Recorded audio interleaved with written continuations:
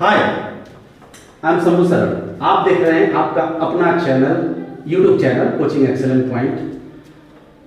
आज इंटरमीडिएट के मैथमेटिक्स के एक चैप्टर में से आपको आबिहू से जुड़े कुछ सवालों को बताया गया। आबिहू में हम सीखेंगे आज के एपिसोड में आबिहू का परिवर्त कैसे ज्ञात करते हैं, जिसे इंग्लिश में ट्रांसपोज कहते हैं। समित आबिहू क्या है, विषम समित आबिहू क्या है, सिमेट्रिक मैट्रिक्स और एस्क्यू सिमेट्रिक मैट्रिक्स, इसे हम आज पढ़ने वाले हैं। परिवर्त या ट्रांसपोज किसी आबिहू के, कोई दिया गया आबिहू है, किसी प्रकार का आबिहू है, तो दिए गए आबिहू के पंक्तियों को स्तंभ में लिख देना सजाकर, या स्तंभों को पंक्ति में लिख देना। इससे जो नया मैट्रिक्स प्राप्त होता है, पंक्ति से स्तंभ बनाकर या स्तंभ से पंक्ति बनाकर, तो उसे दिए गए मैट्रिक्स का परिवर्त या ट्रांसपोज करते हैं। उसे a का पावर डैश या a का पावर t द्वारा सूचित करते हैं जब a कोई दिया गया मैट्रिक्स हो। यदि कोई a आबिहू हो तो इसका परिवर्त a डैश या a का पावर t द्वारा सूचित किया जाता है। अब हम इसका एग्जाम्पल देखते हैं। जैसे मान लीजिए कि a बराबर है 1 2 3 4। अब हम इसका परिवर्त निकालेंगे a डैश लिखिए, चाहे a का पावर t दीजिए, अपनी सुविधा के अनुसार, अपने अच्छा लगने के हिसाब से दोनों में से कोई एक दिया जा सकता है। और ये स्तंभ आप देख रहे हैं, ऐसे पंक्ति ऐसे है, 2 गुने 2 कोटि का ये आबिहू है। 2 गुने 2 कोटि का मतलब हुआ 2 इसमें पंक्ति है, 2 पंक्ति है और 2 स्तंभ है, 2 गुने 2 कोटि का है। अब क्या करना है आपको कि इस पंक्ति को, जो पहला पंक्ति में 1 2 है, इसको स्तंभ लिख दीजिए 1 2। ये देखिए 1 2 ऐसे है, देखिए ध्यान से 1 2 है ना, ऐसे। अब इसको ऐसे लिखिए, पंक्ति में था स्तंभ बना दिए। फिर 3 4 है इस पंक्ति में, आप इसको ऐसे लिख दीजिए 3 4। ये बन गया a का पावर डैश, यानी a का परिवर्त हो गया। एक दूसरा एग्जाम्पल लेते हैं। आपके पास है 3 4 2 और -2 3 और 0। आपके पास b कोई आबिहू है, इसकी 2 पंक्तियां हैं, ये 2 गुने 3 कोटि का आबिहू है। कोटि आप समझ ही रहे हैं, किसी आबिहू की कोटि उसके पंक्तियों की संख्या गुने उसके स्तंभों की संख्या को दर्शाते हैं, तो वो कोटि होता है। तो इसकी 2 पंक्तियां हैं। अब इसका b का पावर t निकालना है। b का पावर t का मतलब b जो दिया गया आबिहू है उसका ट्रांसपोज निकालना है, परिवर्त निकालना है। तो आपको क्या करना है कि इस पंक्ति को स्तंभ में लिख दीजिए। कैसे लिखेंगे, 3 4 2 ऐसे है ना, ऐसे लिख दीजिए ना, 3 4 2। फिर ये भी पंक्ति है ना, पंक्ति नंबर 2 है, -2 3 0 ऐसे है ना, ऐसे लिख दीजिए -2 3 0।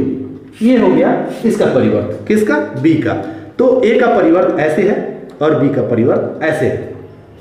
अब इसमें अगर आप मान लीजिए कि a का परिवर्त आपको दिया हुआ है 1 3 2 4, अगर इसका एक बार और परिवर्त आप निकालते हैं, a का परिवर्त निकालते हैं, a का ट्रांसपोज निकालते हैं, a के परिवर्त का परिवर्त, तो a तो यहां है, उसका परिवर्त ये है।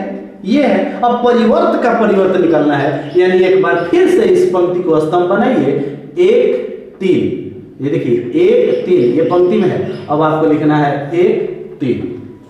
फिर ये क्या है, ये पंक्ति में है, आपने लिखा स्तंभ में, ये पंक्ति में है। अब आपको लिखना है 2 4। ये देखिए आप ठीक से देख पा रहे हैं। अब ये देखिए a का परिवर्त a डैश और a डैश का परिवर्त फिर से आप निकाल रहे हैं। तो आप कहां जा रहे हैं, आप मैच कीजिए। तो a से मैच कर रहा है क्या, 1 2 3 4 1 2 3 4। अर्थात इससे जाहिर होता है कि किसी दिए गए आबिहू का परिवर्त निकालते हैं तो फिर से वही आबिहू तक पहुंच जाता है। अर्थात इसको हम लिख सकते हैं कि a डैश और इसका होल डैश निकालते हैं तो ये a के इक्वल होता है दोस्तों। उसी तरीके से अगर b का परिवर्त निकालते हैं और परिवर्त का फिर से परिवर्त निकालेंगे, ट्रांसपोज का फिर से ट्रांसपोज निकालेंगे, तो वो फिर से b के इक्वल हो जाएगा। ये ऑब्जेक्टिव टाइप क्वेश्चन होता है दोस्तों, इसे जरूर याद रखिएगा। a डैश होल डैश ए के इक्वल होता है, बी डैश उसका होल डैश बी के इक्वल होता है। तो ये हुआ किसी दिए गए आबिहू का आप ट्रांसपोज कैसे निकालते हैं, उसका परिवर्त कैसे निकालते हैं। इसमें बहुत कुछ मंत्र पढ़ने की जरूरत नहीं होती है।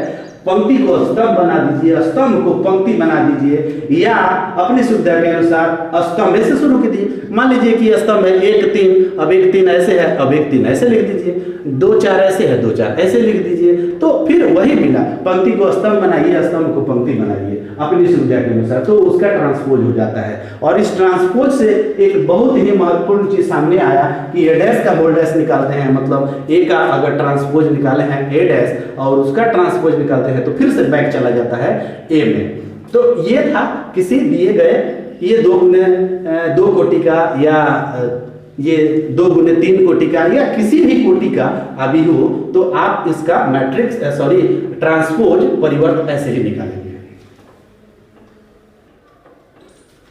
अब हम समझते हैं कि सममित आबिहू सिमेट्रिक मैट्रिक्स क्या है। तो देखिए सममित आबिहू भी ट्रांसपोज से जुड़ा हुआ है। यदि ए कोई वर्ग आबिहू है, सममित आबिहू या विषम सममित आबिहू वर्ग आबिहू स्क्वायर मैट्रिक्स का मतलब जितने पंक्तियों की संख्या होगी उतने ही स्तंभों की संख्या होगी। तो पंक्ति की संख्या स्तंभ की संख्या बराबर होती है तो वही स्क्वायर मैट्रिक्स होता है, ये आपको अच्छी तरीके से पता है। यानी या तो 2 गुने 2 होगा, नहीं तो 3 गुने 3 होगा, नहीं तो 4 गुने 4 होगा। तो यदि कोई वर्ग आबिहू ए कोई वर्ग आबिहू है, स्क्वायर मैट्रिक्स है, कि इसका परिवर्त ट्रांसपोज भी आबिहू ए के बराबर हो जाए, यानी कोई वर्ग आबिहू दिया गया है उसका आप परिवर्त निकालते हैं तो पता चलता है कि जो दिया गया आबिहू है उसका परिवर्त दोनों इक्वल आ गए, दोनों बराबर आ गए, दोनों का जो मेंबर्स है सेम टू सेम है, पंक्ति या स्तंभ से मैच कर गया। तो इस तरह के जो भी आबिहू होते हैं वो सिमेट्रिक मैट्रिक्स होते हैं, यानी सममित आबिहू होते हैं। एक बार फिर से सुन लीजिए, हमेशा के लिए याद हो जाएगा। अगर कोई ए आबिहू है, स्क्वायर मैट्रिक्स है, वर्ग आबिहू है, ऐसा है कि उसका ट्रांसपोज भी निकाल देते हैं तो फिर ए के जैसा ही दिखता है। समझ में आ रहा है? अगर कोई ए आबिहू है, वर्ग आबिहू है, पंक्तियों की संख्या स्तंभों की संख्या समान वाला कोई आबिहू है जिसे वर्ग आबिहू कहते हैं, स्क्वायर मैट्रिक्स कहते हैं, तो अगर ये ए कोई आबिहू है तो उसका ट्रांसपोज निकाल दें, परिवर्त निकाल दें, मतलब उसका डैश निकाल दें, तो जो दिया गया आबिहू है वो और जो परिवर्त निकाले हैं वो दोनों सेम टू सेम दिख रहा है। तो ऐसे आबिहू को, ऐसे मैट्रिक्स को हम सिमेट्रिक मैट्रिक्स या सममित आबिहू कहते हैं। अर्थात अगर ए आई जे के रूप में m गुने m का मतलब जितने पंक्ति उतने स्तंभ हैं, तो a का जो डैश होगा, यहाँ पर डैश लिखा हुआ है दोस्तों या t लिखा हुआ है, तो ए जे आई हो जाएगा, मतलब ए आई जे पहले पंक्ति तब स्तंभ है और यहाँ लिखा है पहले स्तंभ तब पंक्ति, और दोनों आपस में बराबर होगा, इक्वल होगा, तब हम ऐसे आबिहू को कहेंगे सिमेट्रिक मैट्रिक्स। अब उदाहरण के लिए मान लीजिए 1 0 और 0 1 कोई आबिहू है, ए कोई आबिहू है, 1 0 0 1 कोई आबिहू है। अब इसका अगर ट्रांसपोज आप निकालेंगे, ए का पावर टी या ए डैश निकालेंगे, तो ये पंक्ति जो है 1 0 आप ऐसे लिख दीजिए, 1 0, मान लीजिए कि ये 1 0 है। थोड़ा सा हम कलर बदल देते हैं तो आपको समझ में आ जाएगा। ये इसको हम कलर ही बदल देते हैं, यहाँ पर 1 हो गया, यहाँ पर 0 हो गया। अब आप देख पा रहे हैं। अब ये 1 0 जो पंक्ति में है, 1 0 आपको हम समझाने की कोशिश कर रहे हैं ताकि बढ़िया से आप समझ सकें। अब ये 1 0 यहाँ पर है, इस 1 0 को हम ऐसे लिख दिए, ऐसे लिख दिए, मतलब ये जो पंक्ति में है स्तंभ में ला दिए, फिर ये जो निचला पंक्ति है उसको दूसरे स्तंभ में ला दिए, तो 0 1 आप ऐसे लिखिए। अब आप मैच कीजिए तो ये और ये मैच कर रहा है, 1 0 तो 1 0, 0 1 तो 0 1। तो यहाँ जो a है, a equal to a dash, ये आपका सिमेट्रिक मैट्रिक्स है या सममित आबिहू है। सममित है, समान मित्र वाला आबिहू है, सममित आबिहू है, ये सममित आबिहू है। इसको हम लिख सकते हैं कि here A is a symmetric matrix. क्यों? क्योंकि ए का ट्रांसपोज भी ए जैसा ही है, ए का परिवर्त भी ए जैसा ही है। ये तो 2 गुने 2 कोटि का है। अगर आप 3 गुने 3 कोटि का भी देखें तो एक उदाहरण हम ले लेते हैं। मान लीजिए आपके पास है b इक्वल टू 1 2 3 2 4 5 3 5 6। मान लीजिए कि ऐसा कोई मैट्रिक्स है आपके पास, ऐसा कोई मैट्रिक्स है, आप देख पा रहे हैं, आप ठीक से देख लीजिए। B कोई मैट्रिक्स है, आप थोड़ा सा एडजस्ट कर लेते हैं आपके लिए।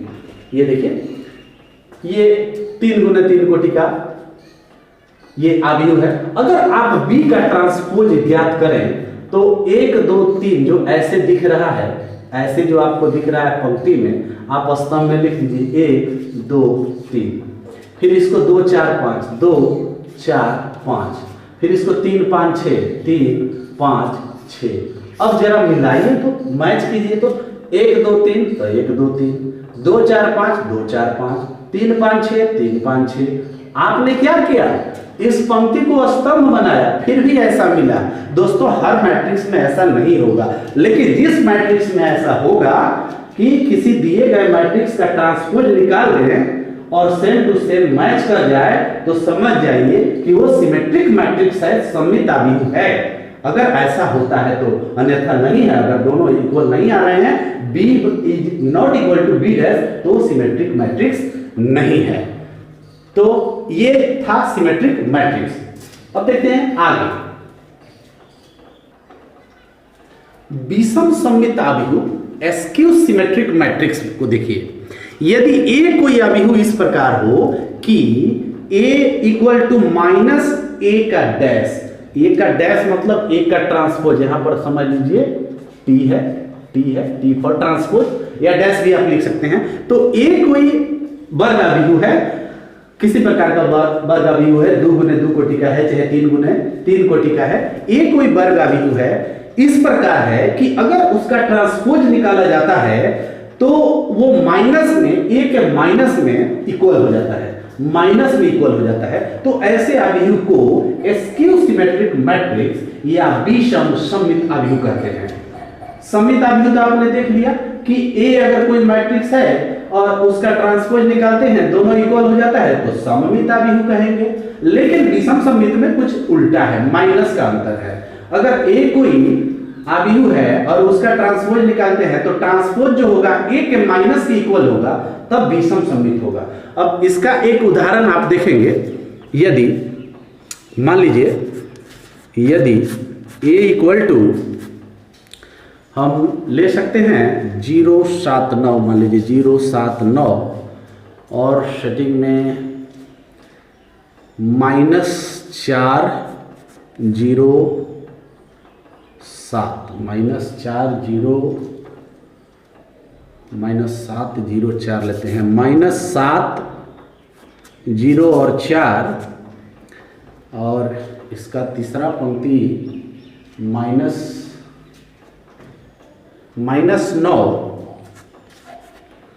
4 0 ले लेते हैं, -9, फिर माइनस में 4 लगाना होगा, तब इसके उल्टा होगा। 9 में माइनस है, 7 में नहीं है, 0 तो खैर 0 है। मान लीजिए कि a इस प्रकार से है, 3 गुने 3 कोटि का ये आव्यूह है। अगर हम इसका ट्रांसपोज लिखते हैं, a का ट्रांसपोज लिखते हैं, तो जाहिर सी बात है आप इस पंक्ति को स्तंभ बनाएंगे तो 0 7 9 लिखेंगे, 0 यहाँ पर 0 7 और यहाँ पर 9, फिर -7 0 4, -7 0 और 4, फिर -9 -4 और 0, -9 -4 और 0। आप ऐसे लिखेंगे इसका ट्रांसपोज। तो अब ध्यान से देखिए, 0 में तो माइनस प्लस कुछ होता ही नहीं है। यहाँ पर 7 है लेकिन वहाँ पर -7 है, यहाँ पर 9 है वहाँ पर -9 है, यहाँ पर माइनस है तो वहाँ पर माइनस नहीं है, 0 तो 0 ही होता है, यहाँ पर माइनस नहीं है लेकिन 4 में माइनस है, यहाँ पर माइनस है दोनों में लेकिन वहाँ दोनों में माइनस नहीं है। अर्थात अगर हम इसमें माइनस कॉमन ले लें तो माइनस कॉमन लेने से ये 0 हो जाता है, यहाँ का माइनस खत्म हो जाता है, यहाँ का माइनस खत्म हो जाता है, लेकिन यहाँ माइनस नहीं है तो माइनस लग जाता है, 0 0 होता है, ये 4 हो गया।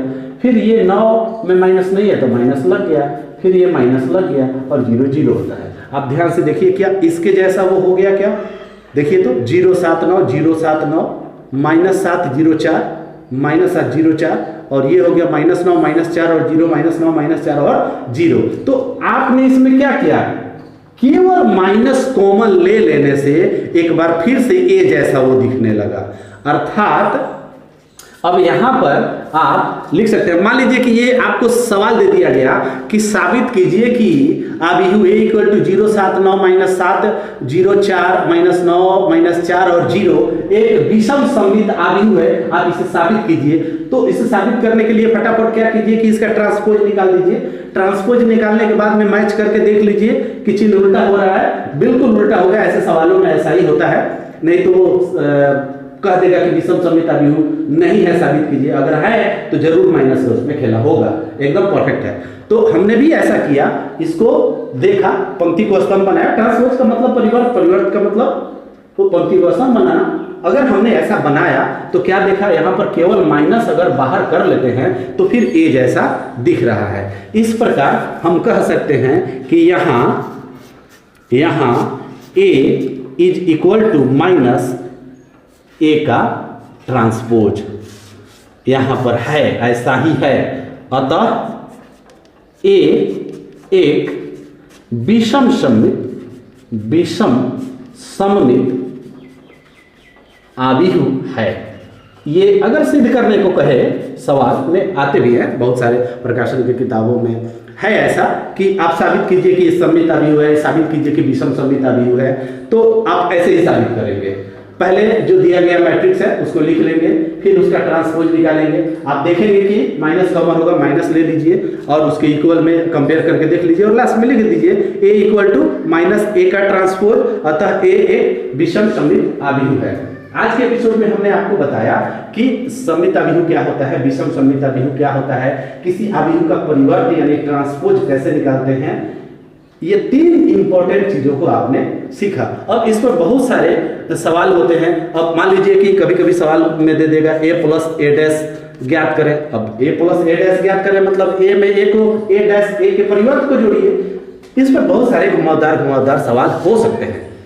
अगर आपको कहीं इसमें कुछ डाउट रह गया हो तो मैं हमेशा कहता हूँ कि वीडियो को दोबारा चलाकर देख लीजिए, समझ लीजिए, कंसंट्रेट कीजिए, अपने मन को यहाँ पर समझने की कोशिश कीजिए, बिल्कुल समझ में आएगा। ऐसे तो हम इजी वे में इसको बताया है, बिल्कुल सरल रास्ते से इसको बताया है, सरल तरीके से बताया है, निश्चित रूप से आपको समझ में आया होगा।